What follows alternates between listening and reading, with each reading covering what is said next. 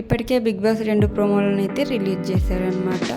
నిన్నటి షోలో నాగార్జున గారు రేషన్ మేనేజర్తో రేపు మాట్లాడతానని చెప్పేసి షో ముగించేశాడు.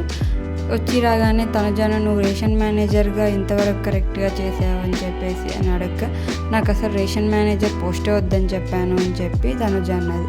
అప్పుడు ఇమాన్యుల్ని అడగగా ఇమాన్యుల్ నాతో అలా ఏమీ అనలేదు అని చెప్పడంతో మాధురి గారు ఏం చెప్పలేదు కానీ సైలెంట్గా ఉండిపోయారు అని చెప్పి మాధురి గారు అన్నారు. అయితే ఇక్కడ లేదు నేను చెప్పాను రేషన్ మేనేజర్గా ఉంటే నీకు నాకే పడుద్ది అని కూడా నేను చెప్పడం జరిగింది అని తనుజ చెప్పిందనమాట. అదేవిధంగా నన్ను టార్గెట్ చేస్తారు అని కూడా తనుజ చెప్పుకొచ్చింది.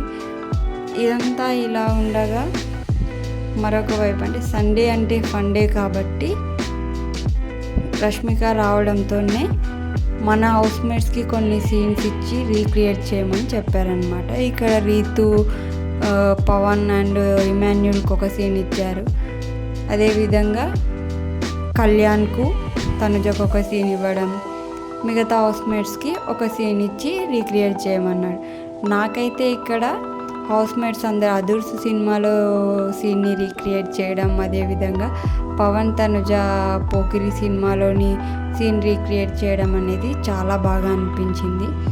మీకు ఇందులో ఏ సీన్ బాగా అనిపించిందో ప్లీజ్ కామెంట్ చేయండి. మిగతా అన్ని షోలో చూడాలి.